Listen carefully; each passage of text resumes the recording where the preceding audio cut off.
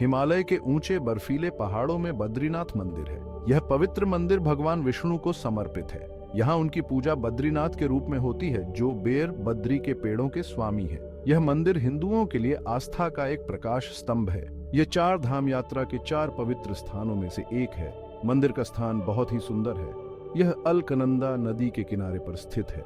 विशाल नीलकंठ चोटी एक शानदार पृष्ठभूमि बनाती है। यह एक अलौकिक वातावरण बनाता है। यह तीर्थयात्रियों में विस्मय और श्रद्धा को प्रेरित करता है। यहाँ की हवा में आध्यात्मिकता का एहसास होता है। चारों ओर मंत्रों की आवाज गूंजती है। मंदिर परिसर में अगरबत्ती की खुशबू आती है। यह एक ऐसी जगह है जहाँ ईश्वर को पास महसूस किया जा सकता है। सदियों से बद्रीनाथ तीर्थ यात्रा का स्थान रहा है। भक्त कठिन यात्राएं करते हैं। वे आशीर्वाद और आध्यात्मिक शांति चाहते हैं। मंदिर का इतिहास मिथकों और किंवदंतियों में डूबा हुआ है। ये इसके रहस्य और आकर्षण को और बढ़ाता है।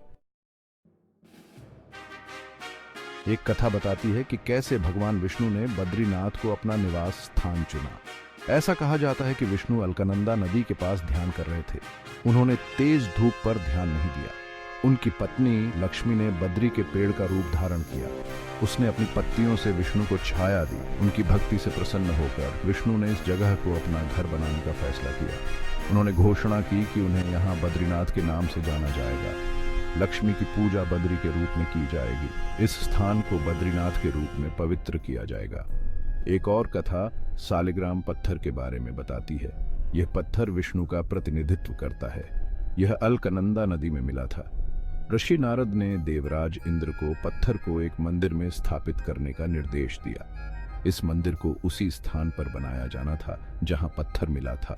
पत्थर को बड़ी श्रद्धा के साथ स्थापित किया गया था। उसके चारों ओर एक मंदिर बनाया गया था। इस प्रकार बद्रीनाथ मंदिर एक पवित्र स्थल बन गया।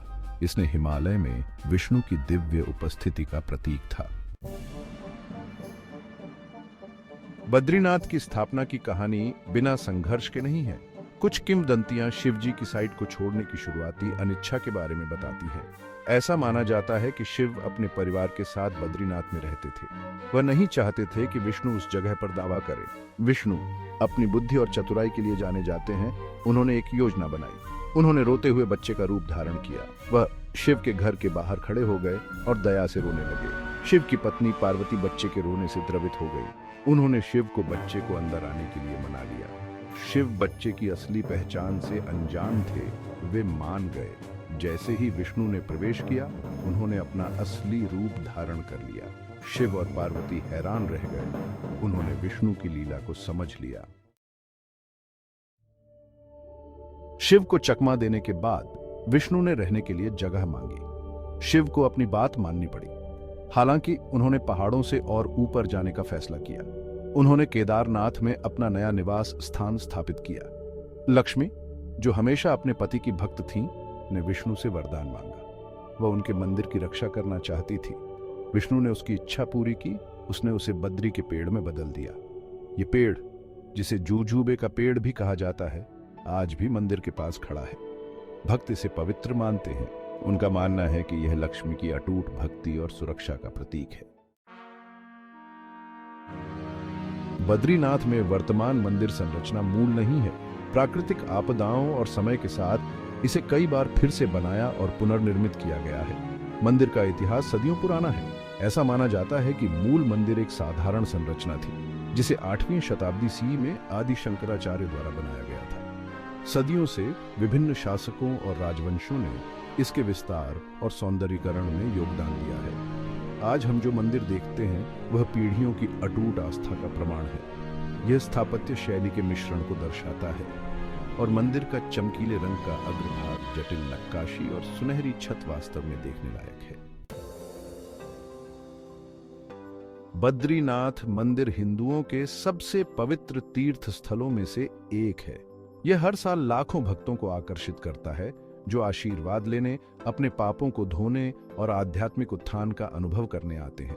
बद्रीनाथ की यात्रा कठिन है और इसे अक्सर गंतव्य जितना ही तीर्थ यात्रा का हिस्सा माना जाता है। हिमालय के माध्यम से चुनौतीपूर्ण ट्रैक को आस्था की परीक्षा के रूप में देखा जाता है, आत्मा को शुद्ध करने का एक तरीका। हिमालय में अत्यधिक मौसम की स्थिति के कारण मंदिर साल में केवल 6 महीने के लिए ही खुला रहता है। खुलने और बंद होने की तारीखें ज्योतिषीय गणना के आधार पर तय की जाती हैं। बद्रीनाथ हिंदू परंपरा में 4 धामों में से एक के रूप में एक विशेष स्थान रखता है। ये 4 पवित्र स्थल हैं जिन्हें 4 प्रमुख हिंदू देवताओं का निवास स्थान माना जाता है। प्रत्येक धाम एक अलग दिशा का प्रतिनिधित्व करता है। उत्तर में बद्रीनाथ विष्णु को समर्पित है। केदारनाथ हिमालय में भी शिव को समर्पित है। पश्चिम में द्वारका कृष्ण को समर्पित है। पूर्व में पुरी जगन्नाथ को समर्पित है, जो विष्णु का ही एक रूप है। 4 धाम यात्रा, चारों स्थलों की तीर्थ यात्रा अत्यधिक शुभ मानी जाती है और ऐसा माना जाता है कि यह जन्म और मृत्यु के चक्र से मुक्ति दिलाती है। बद्रीनाथ मंदिर आस्था की स्थायी शक्ति का प्रमाण है। यह एक ऐसी जगह है जहां मिथक और वास्तविकता का मेल होता है। मंदिर की किंवदंतियां विस्मय और भक्ति को प्रेरित करती हैं, जो हमें एक समृद्ध आध्यात्मिक विरासत से जोड़ती है। मंदिर की अलौकिक सेटिंग, देवी देवताओं की कहानियां और तीर्थयात्रियों की अटूट आस्था जादू और आध्यात्मिकता का माहौल बनाती है। यह एक ऐसी जगह है जहां कोई व्यक्ति ईश्वर की उपस्थिति को महसूस कर सकता है। बद्रीनाथ केवल एक मंदिर नहीं है, ये आशा, विश्वास और आध्यात्मिक ज्ञान के लिए स्थायी मानवीय खोज का प्रतीक है। यह जीवन के सभी क्षेत्रों के तीर्थयात्रियों को आकर्षित करना जारी रखता है, जो हमें विश्वास की कालातीत शक्ति और प्राचीन परंपराओं की स्थायी विरासत की याद दिलाता है।